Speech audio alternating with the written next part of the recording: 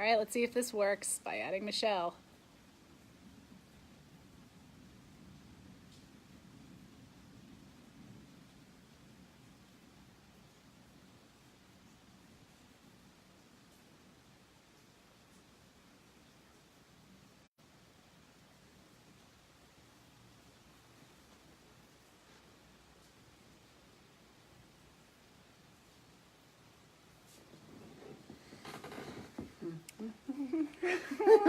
Got my coffee. We're trying to get Michelle on this one.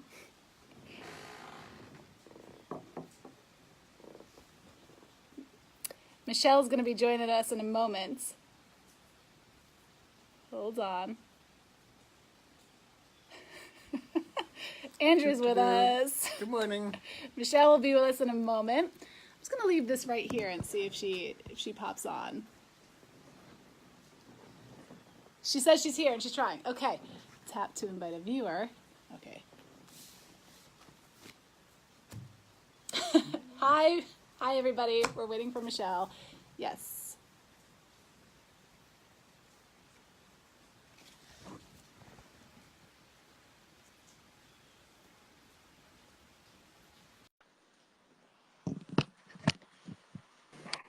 Hi. Hey, Michelle. Yay. Hi. Hello. Hi. This worked. Thanks to Michelle. Hello, everybody. Welcome to another live coffee hour. It probably felt like an hour watching us try to get this to work. So, hi. Welcome. Hi, Michelle. How's North Carolina? It's good. We're at a lake. It's nice. I slept for like 10 hours last night because I think I was tired. How did the harmonicas go? I heard that you all had harmonicas in the car. We just took the harmonica away for a little while and said we're on a musical break. And so then Blythe grabbed her and she's like, "The Lord be with you." So there's always some beautiful noise happening around here. That's awesome. How are you guys? Good. We had a fun vacation Bible school Sunday. For those who are not in the St. Christopher's world, Andrew and Michelle had an incredible vacation Bible school this last week. And by the way, we are joined by Andrew today. Hooray! Our special guest star. We're here because it is raining out and he's a scooter to church today. So we are blessed to have him. Thank you. You're welcome. So we had a lot of fantastic questions from viewers, and we want to thank you all for them all. We got so many, in fact, that we probably won't be able to answer them all on one Facebook Live. So don't worry, we plan on doing these again. But there were a lot that had to do with several themes as well. So we're not, also for matters of confidentiality, we're not going to read the exact questions. We're going to talk more about the themes of the questions. So if for some reason you sent in a question and you didn't hear what you were hoping to hear out of an answer, just send us another question and we'll make sure to get it next time. But Michelle, did you have a place you wanted to dive in? I have a couple of suggestions, but I don't want to. No, go ahead. Okay. One of the first questions we got that I think is really a beautiful and caring question is, how do you show support to a friend, especially one that's going through a really hard time, when they're living at a distance from you? In particular, if you've maybe moved away from somebody, many of us do. We're moving all over the place these days. So how do you stay connected to somebody who needs you, especially someone who may be going through a hard time? I think it's a great spiritual question. One of the things Andrew is incredible at is hospitality. So Andrew, would you like to give a shot? I mean, I guess I'll share an example. For instance, I had an uncle who was diagnosed with a brain tumor this past year, and he lives in Tennessee, and I live here in Pennsylvania.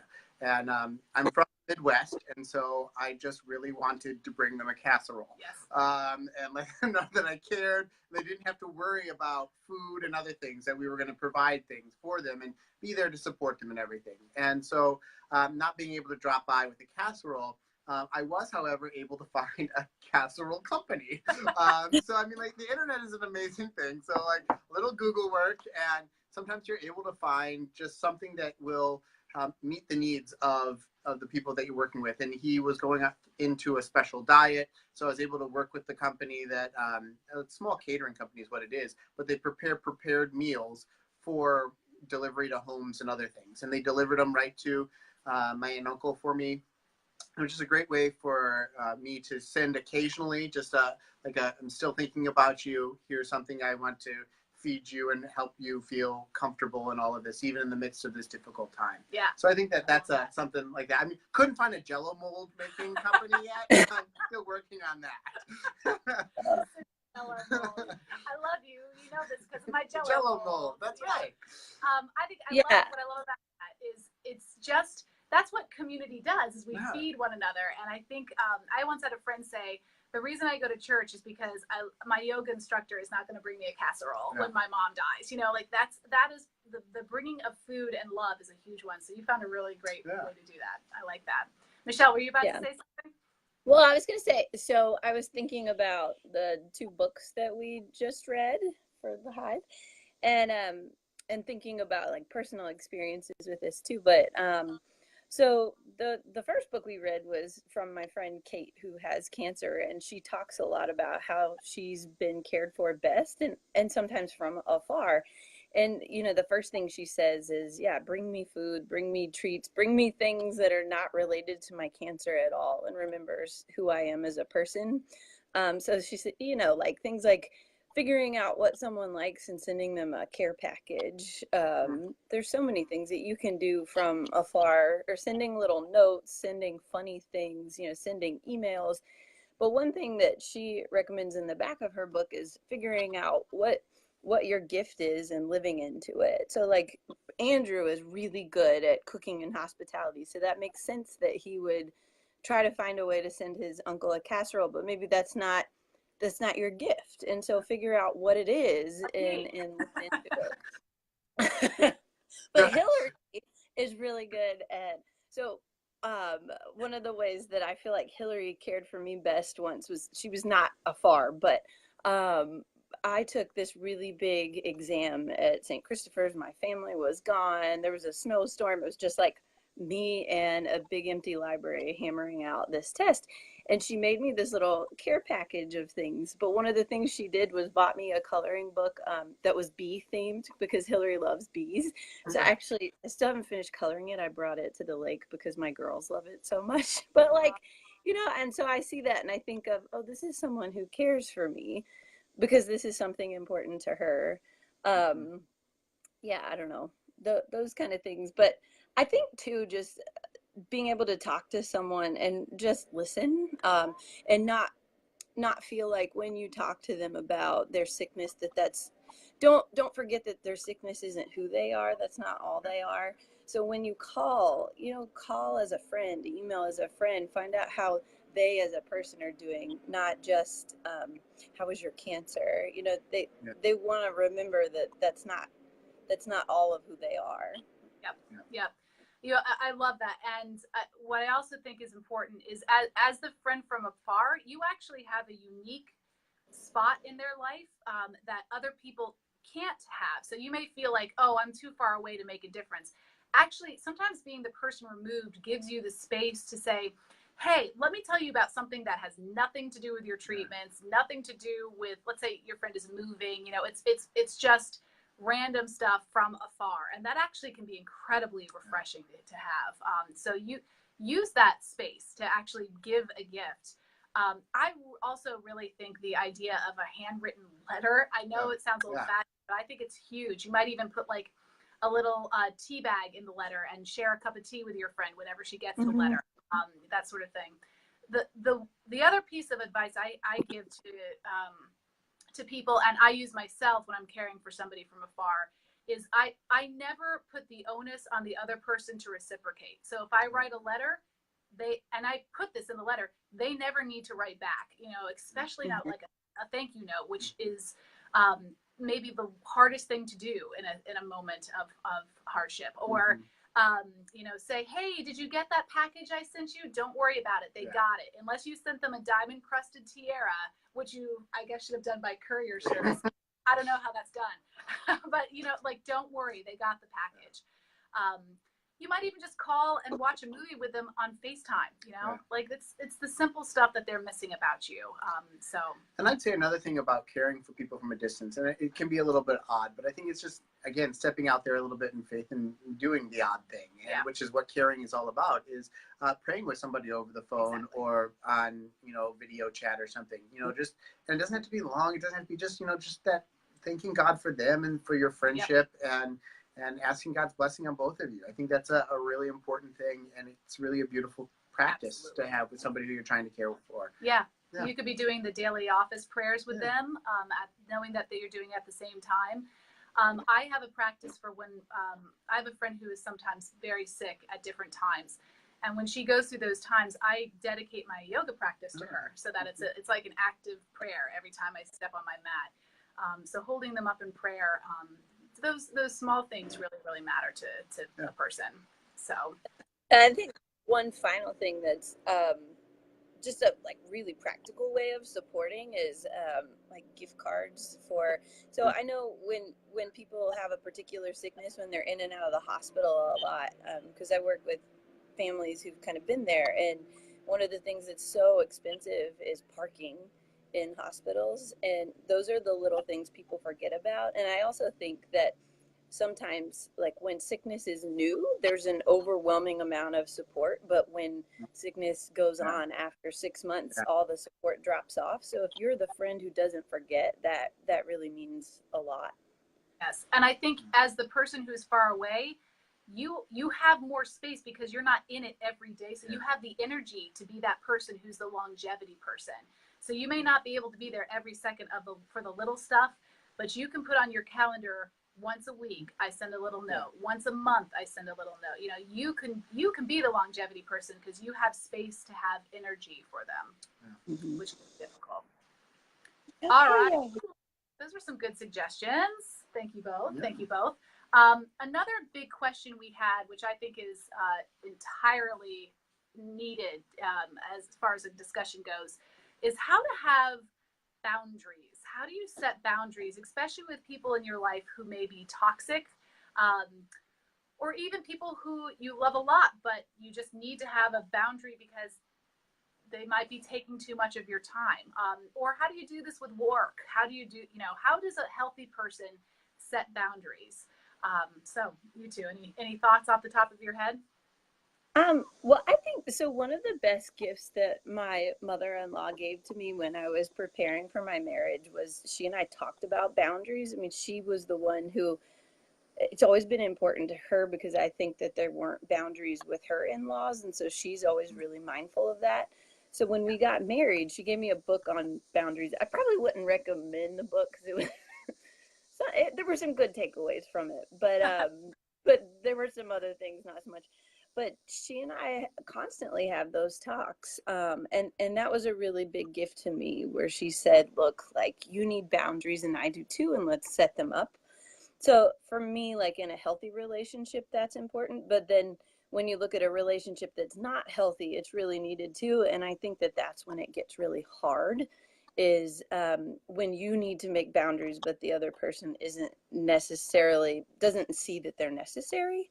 And that can be really hard. Sometimes you have those conversations. Sometimes the people aren't willing to have those conversations. And I think as someone who has children, when I had kids, the need to have boundaries really kind of became evident to me because there are certain relationships that to be healthy for my children have to have boundaries too. So, figuring out what those are and how to maintain them, whether it's about visits or phone calls or what's appropriate to talk about and what's not. Those are all kind of important things, and it's hard, really hard. Yep, definitely. Although harder without the boundaries, I find, the boundary, when you're in a relationship where there is boundaries, it means you're losing yourself in it and being absorbed by the relationship, which is no good for either person in it. It becomes completely codependent, and you no longer have this is who I am as a person. It actually leads to if you love a person, you will think about the boundaries with them, which I thought was a really beautiful thing about what you were saying, Michelle. Yeah, and I think that a big part of it is just knowing yourself as well. I mean, like Yes. some of the things that you talked about, Michelle, are things that like if you don't have a good sense of like what you're comfortable with and who you are, like you have to start there and kind of how do you want your family life or your personal life? How do you want it, or even your professional life? How do you want it to look? What do you want to be included in it? What don't you want to be included, and why? Not just because it's convenient or it makes me comfortable, because we're all asked to do things that are uncomfortable at times. Yeah. But like, I want these things because it makes me a healthier person, because it enables me to be able to do this, because it helps nurture my family life. All those things are important, but we have to do the thinking and praying and discernment about what are those things that are going to structure our boundaries, and not just create boundaries because that person's difficult or annoying or whatever. Yep. I actually, so a book I would recommend for this is Brene Brown's Daring Greatly. She has a lot of good work about boundary setting in that.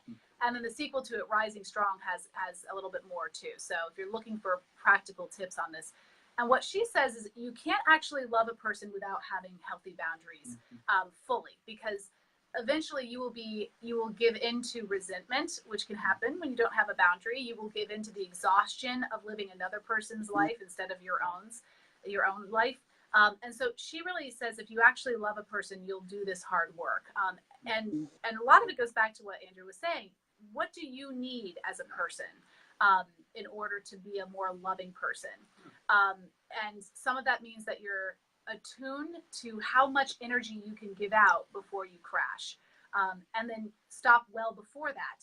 Some of it's boundary keeping with yourself, right? Saying, I know that I could absolutely keep my anxiety at bay by working until midnight every night, because all those things I know I have to do, but I actually have to set a boundary with myself and say, I will not work past 9, because I can't love anybody the next day very well if I keep going at this rate. And a part of it is being able and willing to admit your limitations. Yes. That we all are people and we have limits. None of us are superhuman.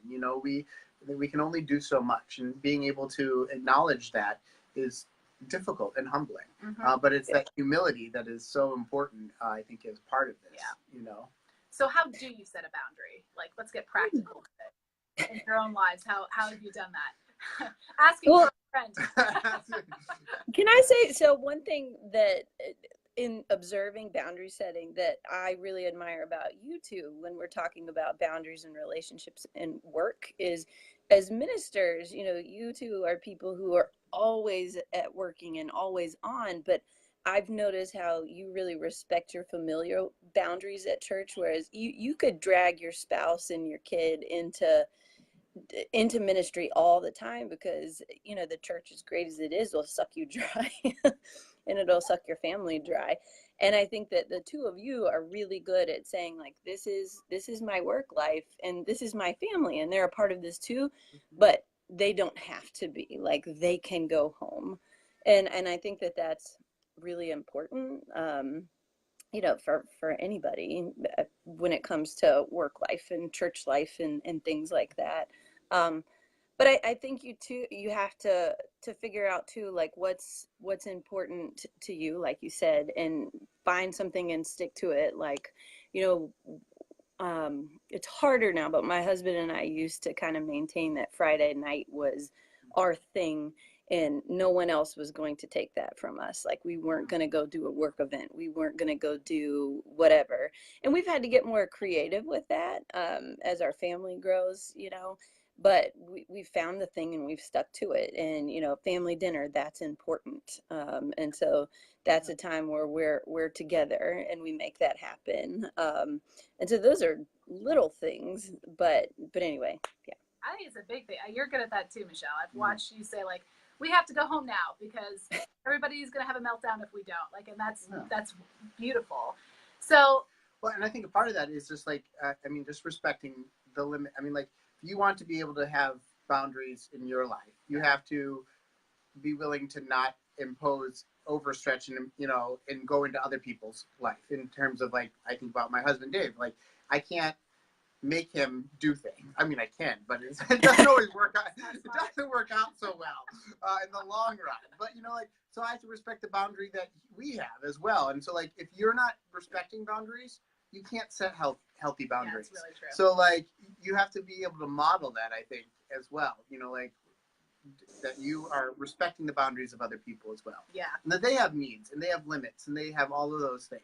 Definitely. So, I mean, I think a big part of it for me is when I know that things are not in balance or out of kilter or whatever, is sitting down and really looking at what are the most important things and like prioritizing some things and knowing that means that I have to let some things go or even let some like relationships go unattended for a time in a season because they're not the most important thing at this point in time. So I think that or life-giving. Or life-giving. Yeah, or life-giving. That's very true. You know, and knowing that it's just going to it'll come back. It goes some of this I think goes through some boundaries are not always hard and fixed.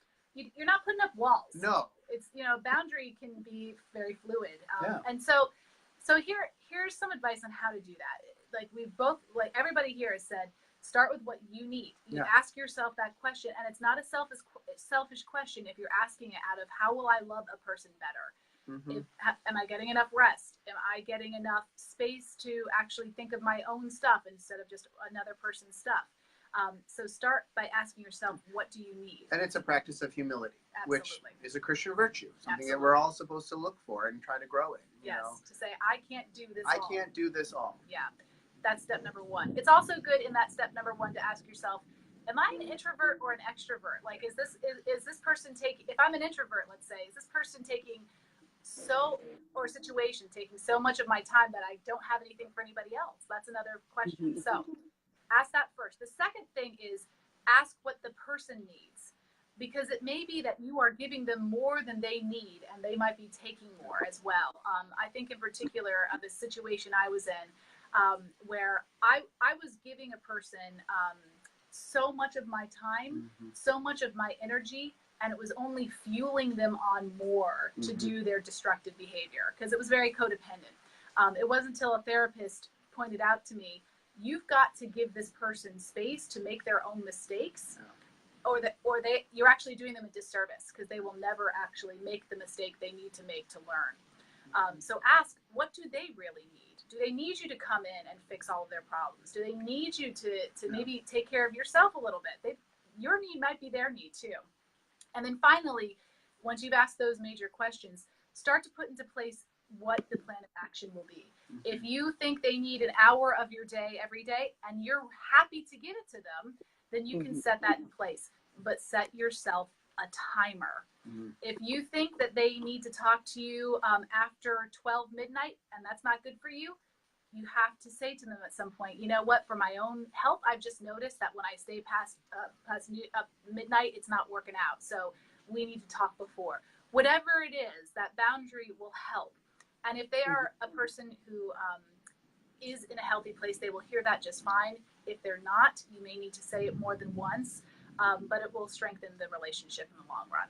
So those are some helpful tips. And I think a part of it is also being willing to like hold your boundaries, you know, close. I mean, one of the things that we have is our lives are often integrated to umpteenth degree, you know, because everything's coming to your cell phone and it's calls and texts and emails and other things. And like, what's your boundary with that incoming information? Because so much of, I think, that stuff that happens is it comes at us, but do we actually have a boundary? You know, like I'm not going to check my email. I'm going to turn off the notifications on my phone so I don't see this, you know, after a certain time, you know, because it just helps us to think about what is somebody's home and personal life and their personal space, because we all need that. And a question that I ask myself all the time is, would I call this person on their home phone, you know, like if they had one, because most people don't. If they had one. Would I call them, you know, like, I mean, I just remember like getting a phone call after like 6:30, between 6 and 7, because that's dinner hour where I grew up, you know, like was a little bit like, you didn't always answer the phone, you know, like, who is this rude person? And then you had like an hour afterwards between 7 and 8 that you could call. But never never after 9. Oh, never. Lord. You know, but it's just one of those things with, I mean, like, are you setting those healthy boundaries and following them for your relationships, therefore modeling them to others, or do you take advantage of other people's too? So I think that's an important thing. Absolutely. Michelle, do you want the final word on this one? They're important. Yeah, no, I agree with everything that you said. I do. Yeah, I think just sticking to whatever it is that you say is your boundary is really important, and really being mindful of your time is really hard but good. It'll bring everyone life if you can live into that better. And write down your boundary. Put it somewhere you will see it. Maybe if it's a matter of time, you put a timer on your phone that says it's 9 o'clock. You're putting your phone down, whatever, you know, like that can help. Or ask somebody to be your accountability partner. Okay. In particular, I'm really happy to have two school chaplains here today because another question we had is bullying. You know, we are in, sadly, one of the, I think, biggest day and age for bullying, with cyber bullying happening in schools. It seems like an ever constant presence that does not stop with school age, by the way. I think currently any person who watches our Commander-in-Chief, for example, on Twitter knows that bullying is not just a child problem. How do you all talk to your students about it, and what sort of tips can adults take away from that as well? Because bullying is real. We're gonna have to stare down and see who goes first. Yeah. Okay, well, great. So, bullying. One of the things that we talk about at St. James School, where I'm the chaplain, is that we talk about how bullying has two things that are important to note. That it is differentiation in power that is at play, and also that it's over time. It's not a one-time event. A one-time event we call a mean moment. And we all have participated in a mean moment and been on the other end of a mean moment too, but it isn't always bullying. So looking at like, why has this become a pattern of behavior, and why do you continually put down this person? We talk a lot too about just how we are to work as people, are to work to heal hurt and broken relationships. And when bullying is taking place, the reality is that there is a hurt and a broken relationship, or maybe not even one at all. That people are not treating each other as though they are whole people. And so I think it's important to talk about it, and talk about it before it happens, talk about it with yourself, because we can all fall into this kind of mindset of like, they're wrong, or they're bad, or they're this, or they're that. And we think it in our heads, and then it becomes part of our language. And then before you know it, it's a bullying situation has evolved. Yeah. So like just being thoughtful about like, how do we look at other people?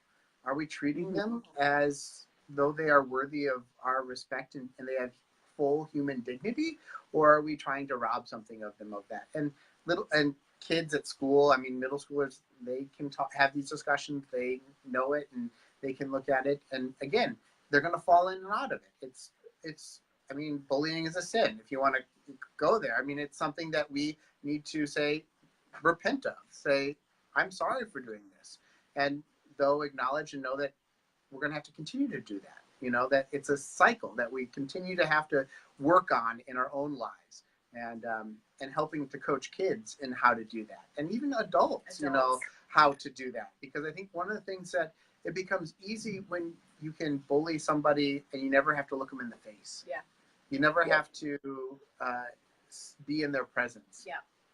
That's the worst part of the technology we enjoy. I think that's the bitter side to it, because it puts a literal screen between people. You know, you can't, the words that people say online, it's almost as though they're saying it in some sort of vacuum, where they think, oh, there's not another human being on the other end of this. And when you don't see the human being on the other end of something, you are in trouble. And for adults, I think where this starts, and probably from my memory of being in middle school and high school, this starts everywhere. Gossip is the first step to bullying. If you find that you're either a gossiper yourself, or if you have if you're in the presence of people who gossip a lot, you know that you are watching the seeds for bullying being planted. Because again, to gossip means you're acting as though the person's not in the room, that they are somehow not going to be affected by your words. But I actually think it's something we don't talk enough about these days. Gossip seems almost old-fashioned, but it's a really important thing to notice. And trying to change that culture starts with when you see the seeds of gossip being planted. Yeah, I think so. When I think of bullying, I think about the hurt that usually I think a kid or a person who's bullying, like you said, that comes out of a place of hurt. A lot of times you think of the whole saying that hurt people kind of thing. I think that's really true. So there's that. But I think that sometimes bullying comes from a lack of understanding about things. Last year at my school, we had a kid, his name is Jalen Arnold. He's amazing. He's a high schooler now, I think, and he has Tourette syndrome and Asperger's, and he was being really bullied at school because of his tics, as he would describe it. And so what he decided was, to go on this anti-bullying campaign where he goes around speaking about what bullying what it is, and why it shouldn't happen. And he's an amazing kid, like super amazing. He started speaking when he was 9, I think. But a lot of what he talks about is, just normalizing things that seem weird to kids. Like if someone has a tic, or someone has outbursts because they can't control themselves because of whatever reason, instead of just whispering about that, or instead of being mean to them, like normalize it, talk about it, talk to that child, talk to the parent, talk to the teachers, figure out what it is, and figure out a way to be in relationship with one another, so that that's not weird for you anymore, or so that you're not being mean because you don't know what else to do. I mean, I do think there are people in the world who are just mean, but I think a lot of people, there are other reasons that they're behaving the way they are, and it's important to figure out what those are. But the other thing I think about is the recipient of bullying. So I'm raising 2 little girls, and I'm a huge introvert, but I also grew up with a big victim complex. It's just like in the DNA of how I was raised. And so I've been working really hard with my girls on not being a doormat. Like if someone is mean to you, what are the things that you say? Because you do not have to be bullied. You do not have to be a part of this behavior. You can walk away, you can establish boundaries, or you can just cut off toxic relationships. Sometimes you have to, and don't let it get so far. And I don't mean that in a victim blaming way at all, but how can you be kind and assertive? And that's my biggest challenge in raising little girls, and raising kids today, is be kind, but be assertive, and stand up for yourself. Absolutely. And find, and of course there are those situations where you are in an abusive situation that is that's even more important to get out of, and again, not to say that everybody can get out of that situation. Let's say it's your boss, let's say it's your teacher, let's say it's the captain of the football team, or whatever is like, it's, you may not always be able to get away from the person who is bullying you, but you can find other avenues of support. And that, I think, is if you are being bullied, like that's where you can find your voice, is with the people who love and support you, and keep going until you find that group of people, because none of us has to do this alone. And that's how bullying works. It takes somebody and makes them look like an outsider, when in fact that's not the case. And the more that happens, the more the person feels like an outsider. So it's about finding the places of support. Yeah, and I think it's about like also just modeling inclusion. Yes. Don't think modeling inclusion. Sorry. I'm sorry. Go ahead, Michelle. No, I'm sorry. Go ahead. Modeling inclusion. No, after you. So I was just going to say, don't be alone. I mean, be in your community with people, and don't be alone with your bully. Like if you know that someone is cruel to you, and you know that you don't have the tools to stand up, or that they make you feel small, then try to make sure that you're not alone with that person. Especially if there's someone that you you can't get away from because they're your boss or they're whatever. Like, don't be alone. Yeah. And to whatever you can do with whatever kind of network or team or institution or whatever you're a part of, it's just trying to, again, model and create a community of inclusion so that there is space for everybody. Yes. Because I think that that's one of the things is that the systems around us that support our relationships, that bring us into relationship with people, often are set up in a way that they make it more difficult to address bullying and they make it their fertile ground at times, actually, for bullying to take root. Mm-hmm. So what can we do to create them to be inclusive communities? It's a huge question. I mean, especially, we ask this a lot in church communities. I know you all do in the school communities too. How can we build inclusive communities? And that actually, I think, is the gospel work of Christians in general, is to bring these pockets of the kingdom wherever we can, the kingdom being that place where peace reigns, where people are included. And so it is very hard to do when you're being bullied yourself.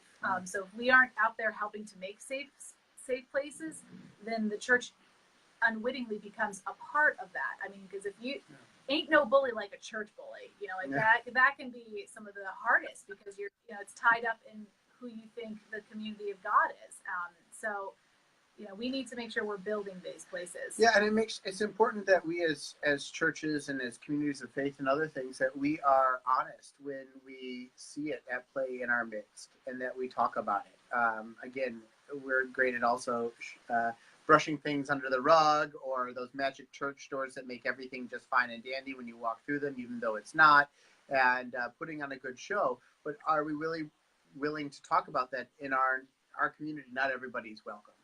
And there's a reality to that, and not everybody feels welcome. And are we willing to have that difficult conversation? And also, even in our own lives, like, who doesn't feel welcome with us, and how can we address those things? Yeah. So I'm sorry if you're hearing the sound of the rain in the background. Just consider it like beautiful background noise. It's lovely. All right, that was really helpful. Thank you both for your take on it. The last one I want to talk a little bit about today is about forgiveness, specifically because forgiveness is a topic we'll keep coming back to, but specifically, how do you do things in the context of a church experience? And if you haven't forgiven somebody, how do you feel like you're not lying? So, for example, when you say the confession and you've not yet forgiven somebody, what do you do? Or when you say the Lord's Prayer, there's that line, forgive me as much as I've forgiven others. And that's a hard line to say. So how do you find yourself in the midst of not having forgiven somebody and yet still wanting to participate in a community of forgiveness? You want me to start with? So one of the things about forgiveness that I think is important before even beginning the discussion is, I think sometimes people confuse what forgiveness is, that they think that forgiveness means that you have forgotten and that all is well. And that's not what it means. When you forgive someone who has wronged you're not letting them have power over you anymore. But and you're letting go of your hurt, but it doesn't mean that you are allowing that to continue to happen. I think when we're talking about boundaries, sometimes forgiveness means that more boundaries need to be established, or that toxic relationships need to be, you need to let go of those, and that's okay. You can forgive someone without saying what you did was okay. You're saying, I'm okay now. What you did, that was not okay, but I'm okay, and you don't have power over me anymore. I think I mentioned reading the Book of Joy a while back. And so Desmond Tutu and the Dalai Lama talk a lot about what forgiveness is and how they've found healing in that. But you think of apartheid, and you think of people being exiled from their homeland. They're not saying that was right. And they're not saying that people being killed or exiled was right. And they're not saying that justice shouldn't be sought, but what they are saying is, again, like, you don't have power over me anymore. And you're not saying what you did was not appalling. You're just saying, I'm okay, and I can move on. Absolutely. Yeah. So that's the perfect intro, because I think what we end up finding is when we come, and I've actually known people who've stopped going to church because of prayers like this, and they're like, I can't forgive the person who abused me. I can't forgive the person who keeps doing the same thing over to me, even if it's not, that hasn't risen to the level of abuse. It's risen to the level of like, I can't stand this person. And I mean, Michelle, what you're reminding us is that forgiveness, as I don't know if have you guys seen that video of Nadia Bolz-Weber going around where she's talking about forgiveness being like wire cutters, where like, or chain cutters, where you cut the chain that somebody has put around you off. I really like that image because it's saying, you know, your actions have bound me up in this place of torture, and I'm no longer that way anymore. I'm free. And there's, I look at forgiveness as the outgrowth of feeling the forgiveness of God on our own lives. It's almost like an act of gratitude and embracing the freedom that God has already called us to. Now, as to these prayers, and if you're not there yet, there's actually no better place to be than in a community that is dedicated to forgiveness, because it can be really easy to get bitter and say, that's it, I'm not going to forgive this person. In which case that becomes a poison that continues to infect you rather than the person. And being in a place that elevates forgiveness as a value means that even if you're not ready to forgive, you might be ready to get ready to forgive. And these kinds of prayers like prepare your heart to say, I'm not ready to forgive this person, but I'd like to be someday, because I want the freedom. I don't want to be bound up in this anymore. And that alone is really powerful. It also makes you pray for the person, which softens your heart for that person. Even and again, if you've been abused by a person, I'm not saying softens your heart so that you go running back to that person. No. Right. But it lets you find some space to get some space from that person. It says, all right, I have to remember that this person still exists and that they are having an effect on my life, and I need to have God work on that. So being in a place that lifts up forgiveness with those prayers, far from being like you're a liar in those moments by praying those prayers. In fact, you may be living out the more elaborate, hard work of forgiveness, because you're saying, I understand it's a process, I understand it's going to be work, and I understand that God's going to help me with it. And that's what those prayers are saying. It's not saying, as you rightfully said, Michelle, I forgive, I forget, it's all done, nice and tidy. Because true forgiveness is a process and is not fast, neat, and tidy. Yeah, and I think that it starts with small things. I mean, like, there are tons of things that forgiveness is exceptionally hard to do.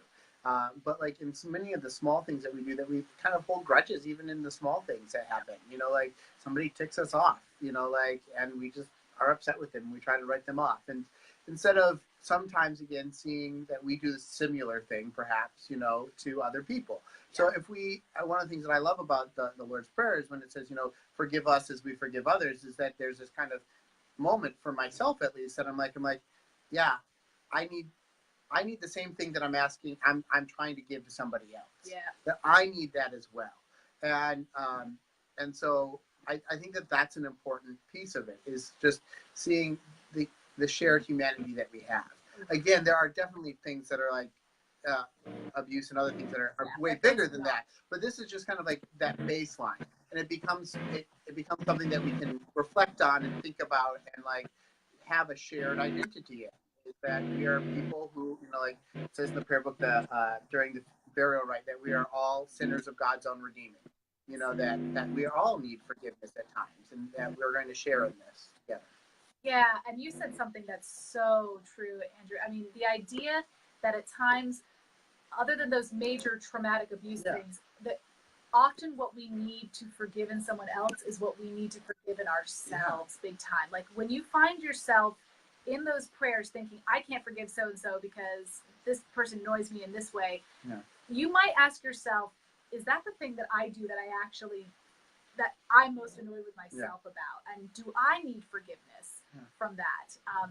So my mom had a habit, it was a great habit, that before we would go up to the altar rail, as scripture says, you know, leave your offering at the altar rail and go away if you are at, you know, if you're not yet at peace with your brother and sister.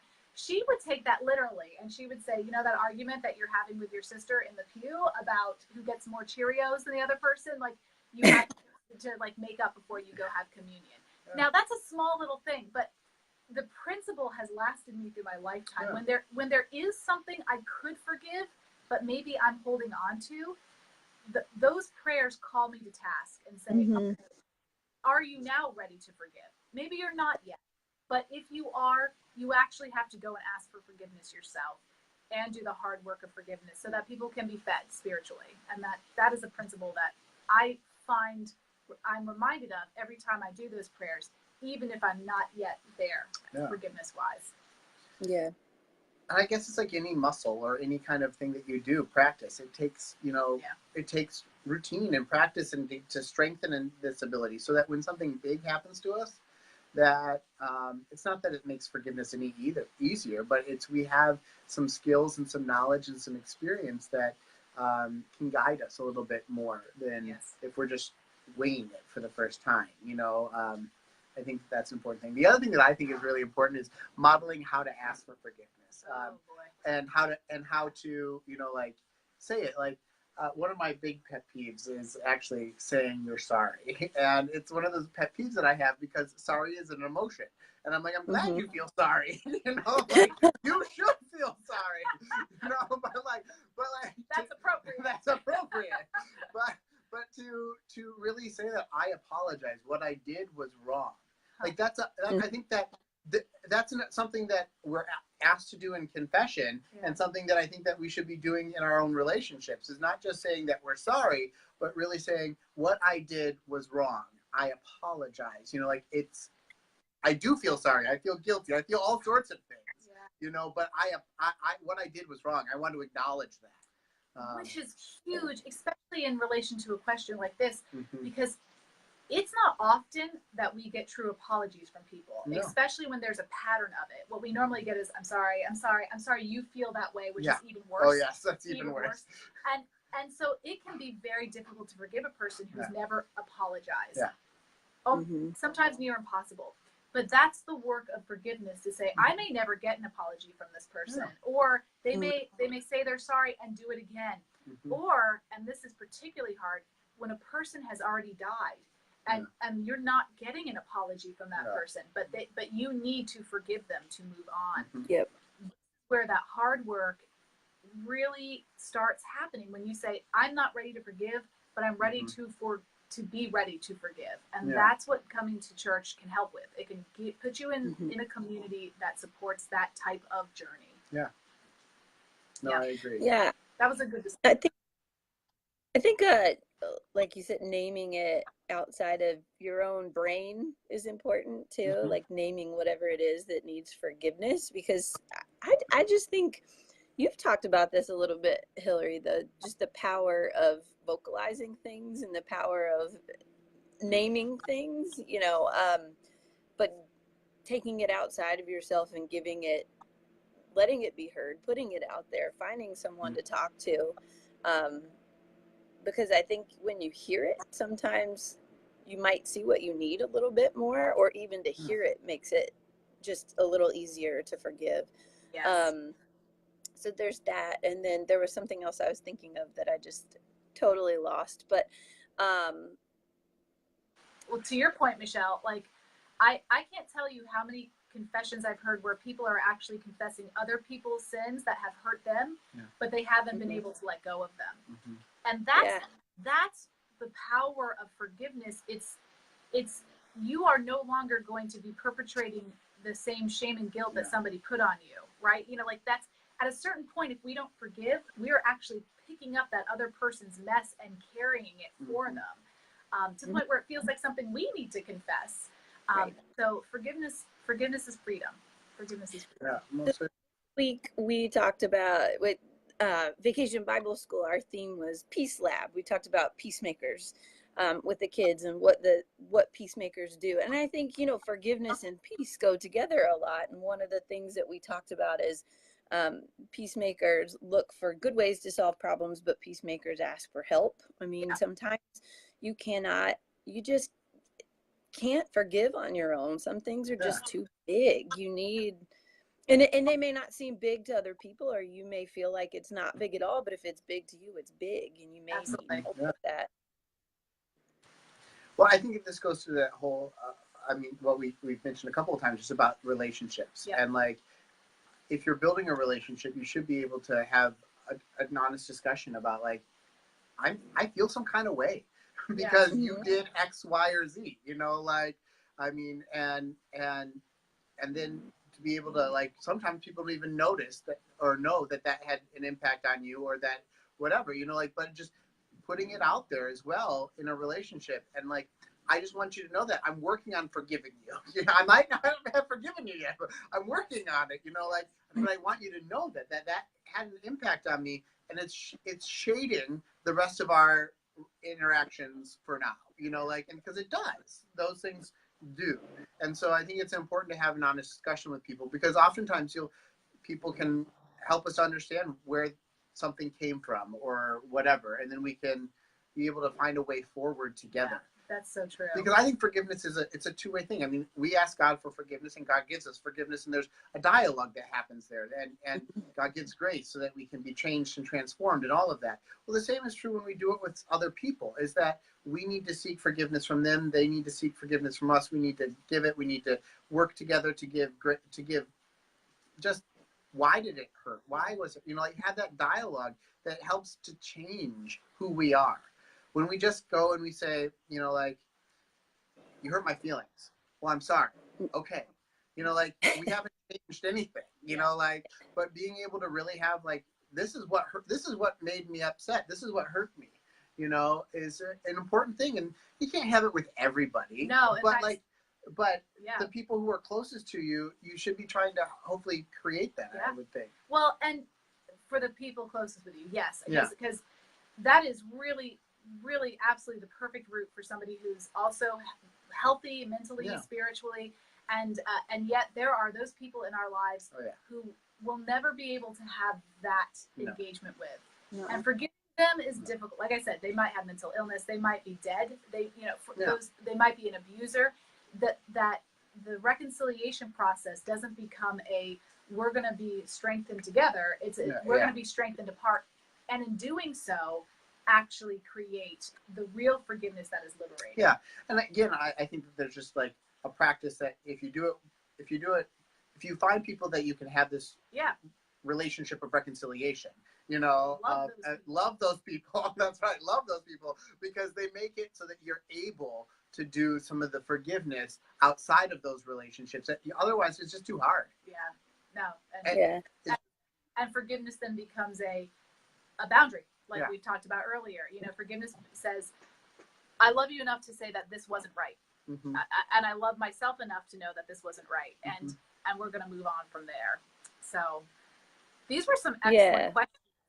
They were some really excellent questions. I want to say thank you out there to all the people who are both viewing this, but also who sent in questions. We'll do this again in about a month or so please send in some other questions. In particular, we're probably going to be doing, and this is news to both of you. I hadn't mentioned this to either of you. I'm thinking of doing like an online, I'm going to call it Hive Camp, especially around August, because there are so many parents, I think, who at the last couple weeks of August end up not having childcare, that sort of thing. For like people who are in particular in that kind of need. So there might be a live coffee hour involved with that. If you have questions or thoughts, I'm seeing some, hi Maggie. Hi Maggie. Really kind of saying like, what are some ways that we could help you and your family? Yeah. But other questions are totally welcomed as well. We might even do a live stream of a service in conjunction with that. So look for that as well. All right. Well, I hope you're having a great Sunday, Busy Bees. Thanks for tuning in. And Michelle, I hope you have a great time with the family. Give them our love. Thank you to our special guest star, Andrew. It was excellent to have you. And all right. Well, goodbye from the Hive, Busy Bees. Hope you have a great Sunday. And bye, especially to Maggie. Bye.